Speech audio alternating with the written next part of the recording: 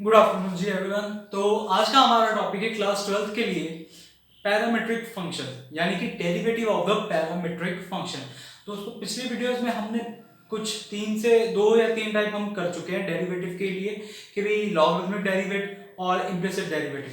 ये जो third type है ये बहुत इंपॉर्टेंट टाइप है अपनी, जो कि बोर्ड के लिए बहुत जरूरी है आपके लिए। ठीक है, ये टाइप को पता करने के लिए आपको सिर्फ दो चीजें चाहिए। एक तो अपना जो गिवन क्वेश्चन हो वो x is equal to something of function of theta हो या फिर फंक्शन ऑफ टी हो, और y is equal to function of t हो या थीटा हो। ठीक है, अगर ये चीजें आपके पास प्रेजेंट है तो वो वाला क्वेश्चन जो होगा वो अपना इस टाइप का होगा, पैरामीट्रिक फंक्शन टाइप का। ठीक है, तो वो आपको ये यहाँ से बहुत इजीली पता चल जाएगा कि how to solve this type of the derivative. और ये इतना इजी है, बहुत ही ज्यादा इजी है, यहाँ पे गलती की कोई गुंजाइश ही नहीं है।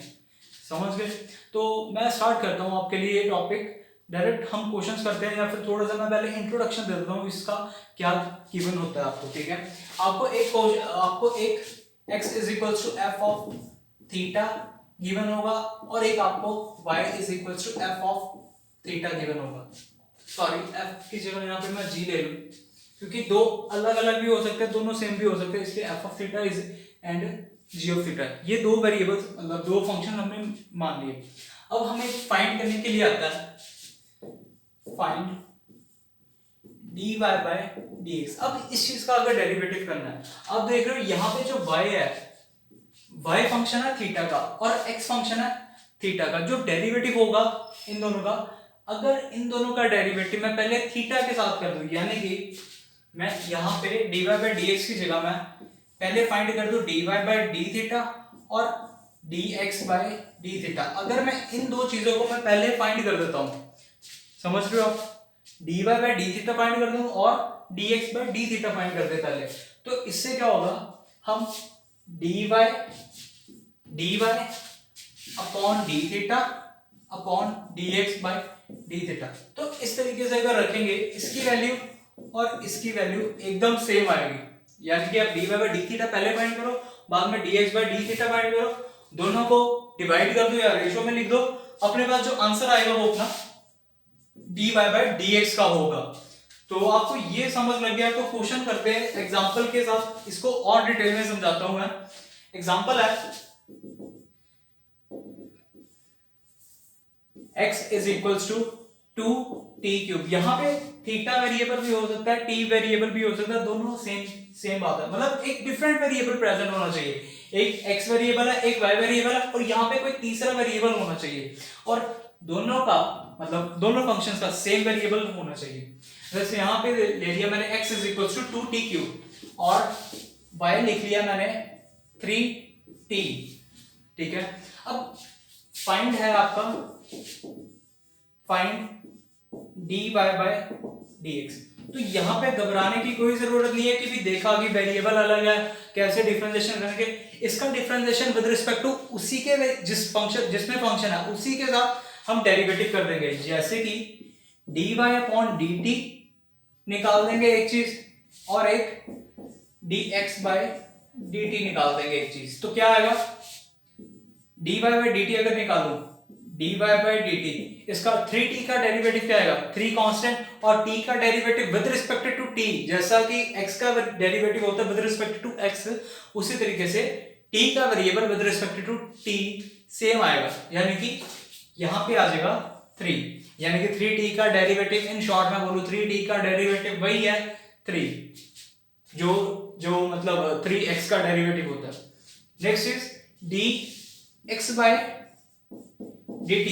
dx बाय dt का वेरिएबल क्या आएगा, 2 कांस्टेंट, तो 2 का तो कुछ होगा नहीं, t³ का मतलब x³ का डेरिवेटिव क्या होता था, पावर आ जाती थी आगे और पावर से हो जाता था एक कम। तो यहां पे भी सेम चीज चलेगी, 2.3t², यानी कि 6t²। अपने पास यहां तक आ गया dx by dt is equals to 6t²। अब क्वेश्चन क्या था, फाइंड dy बाय dx। तो यहां पे अब आ जाएगा dy by dx is equals to dy by dt upon dx by dt। हमने सिर्फ अब dy बाय dt और dx बाय dt की यहाँ पे वैल्यू सब्स्टिट्यूट करनी है। तो जब वैल्यू सब्स्टिट्यूट करी वो आ गया अपना 3/6t², कैंसिल करके अपना आ गया 1/2t²। आंसर समझ गए।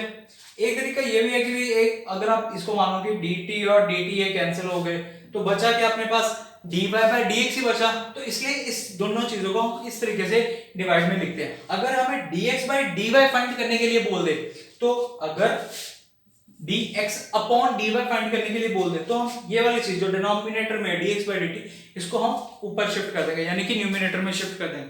तो जस्ट आपको इस चीज का ध्यान रखना है, क्वेश्चन किस टाइप का है, किस तरीके से सॉल्व होगा। बहुत इजी टाइप है और पेपर में इसका सम तो आता ही है, 4 नंबर में बहुत बार आता है। हर साल अगर आप किताब उठाकर देखोगे इस टाइप का या लॉगरिथमिक टाइप का आपके पास क्वेश्चन आना ही आना है, ठीक है। तो आप इस चीज को अभी तक नोट करें, मैं नेक्स्ट क्वेश्चन करता हूं उसके बाद।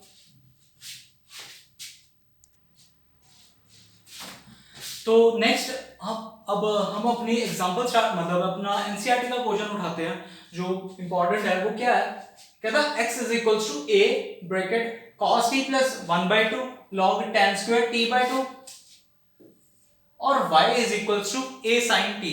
ये क्वेश्चन है। अब आपको ये दिख रहा है बिल्कुल साफ साफ कि ये पैरामीट्रिक फंक्शन का एक क्वेश्चन है, क्योंकि यहाँ पे एक x भी गिवन है और एक y भी गिवन है और दोनों जो है वो फंक्शन ऑफ t है, दोनों फंक्शन ऑफ t है, ठीक है। अब फाइंड क्या करना है, dy/dx। तो क्या करेंगे, पहले इसका एक सबसे अच्छा मेथड बताता हूँ कि भाई आप y को पहले डेरिवेटिव कर दें। y को अगर पहले डेरिवेटिव करेंगे तो हम y ही ऊपर लिखेंगे, बाद में x को कर दें। वैसे इस चीज का कोई फर्क भी नहीं पड़ता कि आप पहले x को करें या y को करें, ठीक है। तो लिखते हैं स्टार्ट। कहता y is equals to a sin t। तो इसका डेरिवेटिव क्या आ गया, dy/dt। अब t के साथ करेंगे तो a क्या है, a है अपना कांस्टेंट, तो sin t का डेरिवेटिव क्या आ जाएगा, cos t। ये हो गया इसका। अब नेक्स्ट चीज फाइंड करते हैं, x क्या है, x है अपने पास a bracket cos t plus 1/2 log tan square t/2। तो यहां पे अब जो आएगा वो आ गया dx/dt। dx/dt अब ये क्या है, a तो कांस्टेंट है, उसका डेरिवेटिव नहीं होगा, जो डेरिवेटिव करेंगे वो इस चीज का करेंगे, cos t plus 1/2 log tan square t/2।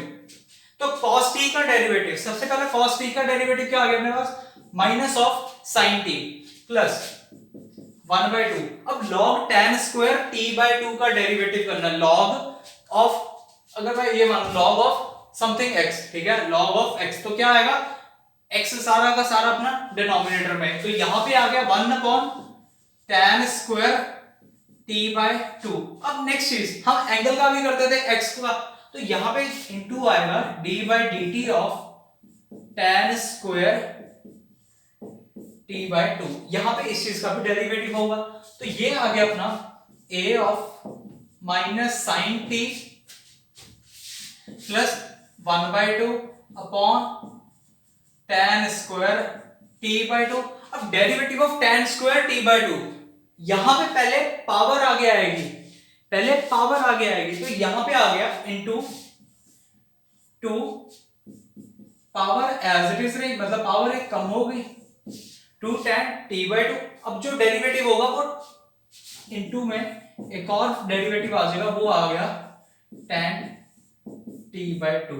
अब ये चीज जानते हैं, ठीक है ना, क्योंकि पहले आता है डेरिवेटिव पावर का। मैंने पार्ट फर्स्ट या सेकंड में ये चीज बता चुका हूं। आप अगर आपने नहीं देखी वो वीडियो, अब जरूर देखें यहाँ पे कि भी ये कैसे हुआ। पहले हम पावर का करते हैं, फिर पावर से एक कम, फिर जो बच जाता है लास्ट में जितना बच जाता है, मतलब tan एक पावर जो बच जाती है, फिर उसका डेरिवेटिव होता है।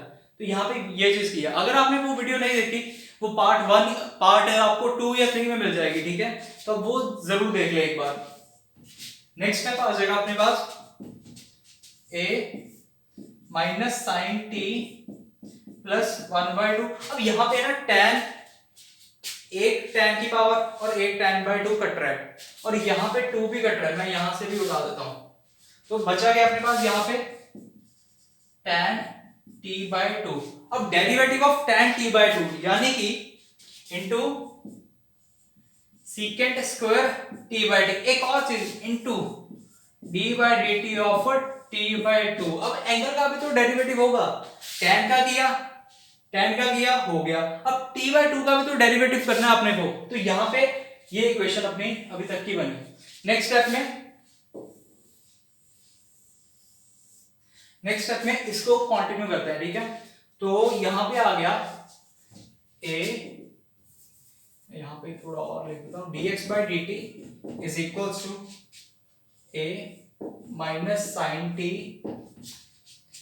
Plus 1/tan t/2 secant square t/2। Secant को अगर मैं अभी यहां पे ऐसे ही रख रहा हूं और डेरिवेटिव ऑफ t/2, यानी कि यहां पे t/2 है, इसका डेरिवेटिव आएगा 1/2। कैसे? 1 यहां पे क्या लिख गया t, डेरिवेटिव ऑफ t क्या होता है 1, और ये क्या है 2 डिनोमिनेटर में, तो डिनोमिनेटर में भी बाहर निकल जाएगा एज ए कांस्टेंट। तो ये अगर बाहर निकला 1/2 होके निकलेगा, तो डेरिवेटिव किसका करेंगे? सिर्फ t का, और डेरिवेटिव ऑफ t क्या है 1, तो अपना जो d/dt ऑफ t/2 आया वो आ जाएगा अकेला 1/2। यहां तक आपको कोई प्रॉब्लम? नेक्स्ट चीज a of minus sine t plus, यहां पे आप ट्रिग्नोमेट्री सॉल्व करते हैं, यहां पे ट्रिग्नोमेट्री सॉल्व करते हैं।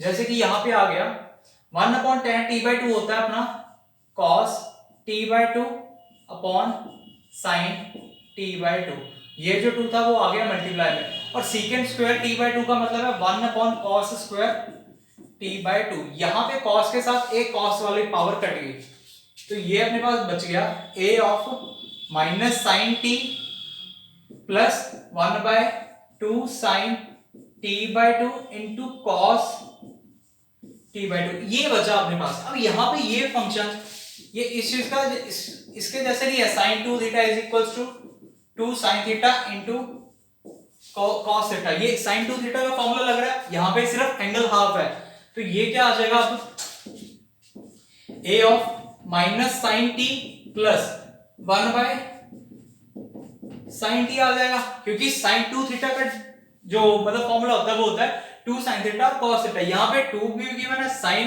और cos, तो थीटा क्या हुआ t/2। तो नेक्स्ट स्टेप आ गया, यहाँ पे और सिंप्लीफाई अगर इसको कर दे तो क्या आ जाएगा dx/dt is equals to a, यहाँ पे sin t और sin t का अगर एलसीएम लूं तो ये आ गया minus sine square t plus 1 upon sine t, तो ये बन गया 1 माइनस साइन स्क्वायर t, यानी कि cos स्क्वायर t, तो ये आ गया cos square t upon sine t, cos square t upon sine t, ये अपनी वैल्यू आई अब जाके ये dx/dt की। एक और वैल्यू थी अपने पास dy/dt की। अब क्या करेंगे, फाइंड क्वेश्चन क्या होता है dy/dx, तो यहां पे क्या किया जाएगा dy और dy/dt अपॉन dx/dt, इनकी वैल्यू सब्स्टिट्यूट करेंगे, अपने पास आंसर आ जाएगा। तो यहां पे करूंगा अगर dy/dx, therefore dy/dx is equals to dy/dt upon dx/dt which is equals to, ये क्या वैल्यू है a cos t, और यहां पे क्या है a, यहां पे a मिस हो गया, a cos square t upon sin t, a के साथ a कैंसिल, cos के साथ a cos cancel, sin t सबसे ऊपर चला गया, तो अपने पास आंसर आ गया sin t upon cos t यानी कि tan t। तो dy/dx आ गया tan t। तो अगर मैं इसी क्वेश्चन को एक और चीज से एक्सटेंड कर सकता हूं, वो बिल्कुल हल्का सा एक्सटेंशन है, क्या कर देता हूं मैं यहां पे, अगर मैं यहां पे लिख दूं find dy/dx at t is equals to 45 degree. अब क्या करेंगे, क्वेश्चन बन गया अपना dy/dx फाइंड करना है, लेकिन t की वैल्यू 45 डिग्री गिवन है, तो क्या आएगा dy/dx यहां तक हमने फाइंड कर लिया। अब लास्ट स्टेप में क्या करेंगे कि जस्ट एक t की वैल्यू जो 45 डिग्री गिवन है वो उसको सब्स्टिट्यूट करेंगे। तो अगर मैं यहां पे लिखूं dy/dx, यहां पे आप पैरों में यहां पे लिख सकते हो at t is equals to pi/4 या फिर 45 डिग्री, तो अपना आंसर आ जाएगा 1, क्योंकि tan 45 क्या होता है 1, तो अपना आंसर 1। ठीक है। ये क्वेश्चन यहाँ पे बहुत अच्छा रहता है कि भाई find dy by dx at 45 degree. इसका करने का फायदा ये है आपके पास हर एक बंदे का यहाँ पे भी यूनिक आंसर आएगा। तो आप ऐसे क्वेश्चंस को बहुत अच्छे से ट्राई करें। हम इसके बाद एक या दो एग्जांपल और करेंगे, उसके बाद हम नेक्स्ट पार्ट में जितने भी क्वेश्चंस इसके अगर इंपॉर्टेंट मेरे को लगे तो मैं नेक्स्ट पार्ट में इसके क्वेश्चन जरूर डाल दूंगा। तो अभी तक आप इसको नोट करें।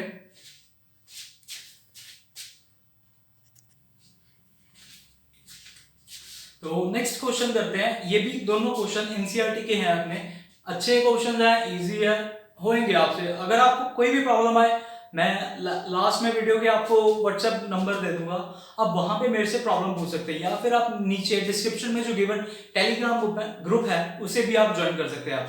तो स्टार्ट करते हैं। Question x is equals to a sin a raised to power sin inverse t whole under root और y is equals to under root of a cos inverse t। इस क्वेश्चन को करने के बहुत तरीके, 2 से 3 तरीके हैं, मैं आपको सबसे शॉर्टकट तरीके से कराऊंगा, सबसे शॉर्टकट। तो क्वेश्चन इस तरीके से कर दूंगा मैं,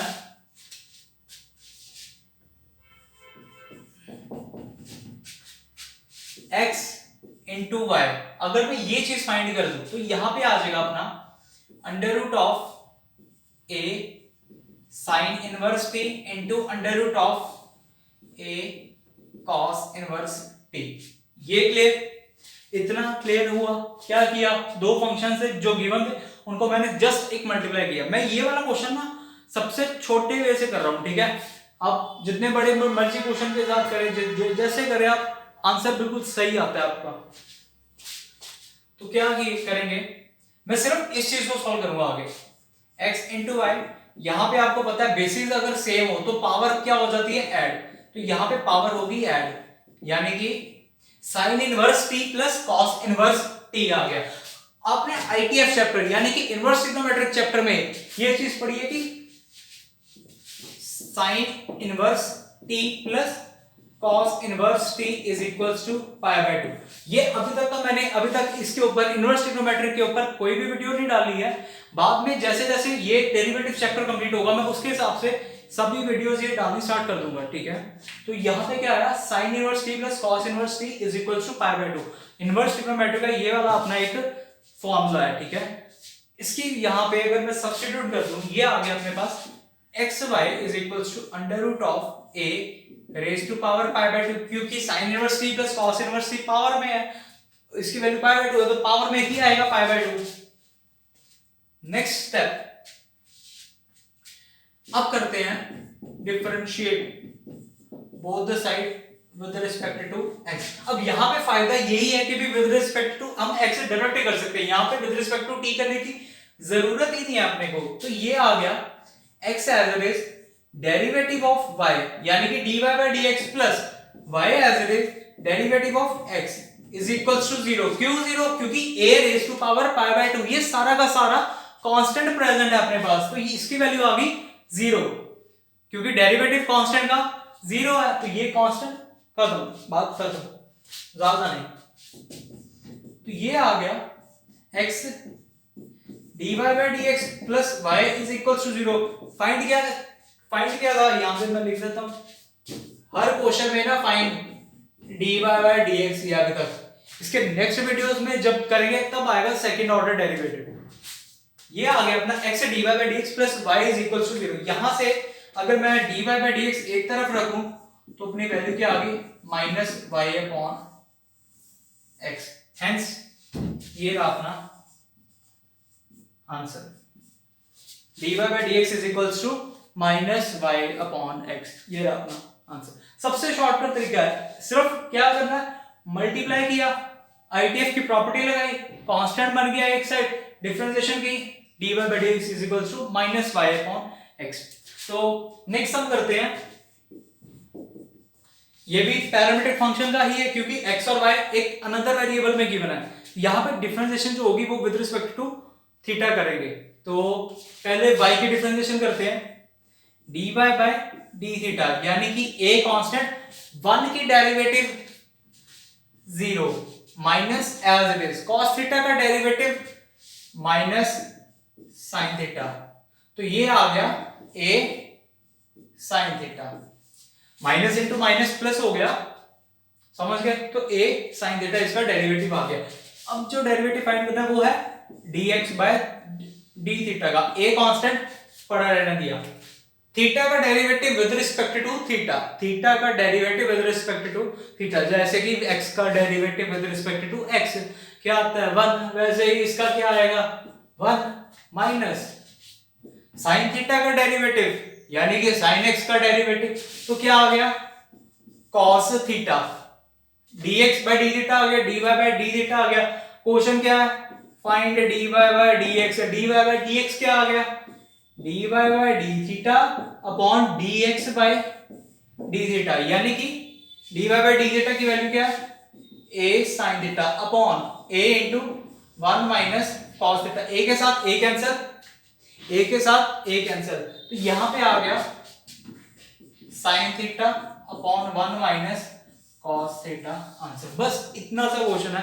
अगर आप इसको और सिंपलीफाई करना चाहो तो आप इसको और सिंपलीफाई भी कर सकते हो, अगर नहीं जरूरत तो नहीं जरूरत, ठीक है। अगर आपको गिवन होता कि एट थीटा समथिंग वहां पे फाइंड करें तो हम कर सकते थे, या प्रूफेड वाला क्वेश्चन होता तब हमें इसको सिंपलीफाई और करना पड़ता, जैसे कि sin थीटा की प्रॉपर्टी लगानी पड़ती, 1 माइनस cos थीटा की प्रॉपर्टी लगानी पड़ती। बट इस क्वेश्चन में कोई अपने पास गिवन नहीं था, जस्ट यही कहा हुआ था कि भी फाइंड dy बाय dx, तो यहाँ पे मैंने इसको यहीं पे समाप्त किया। तो आई होप कि आपको ये वीडियो सही लगा होगा, अच्छा लगा होगा। दोस्तों के साथ जरूर अपने ये वीडियोस कंटेंट सारा शेयर करते रहे, और मुझे अगर आपको अभी भी कोई प्रॉब्लम आए आप इस नंबर पर व्हाट्सएप कर दें 7888557213।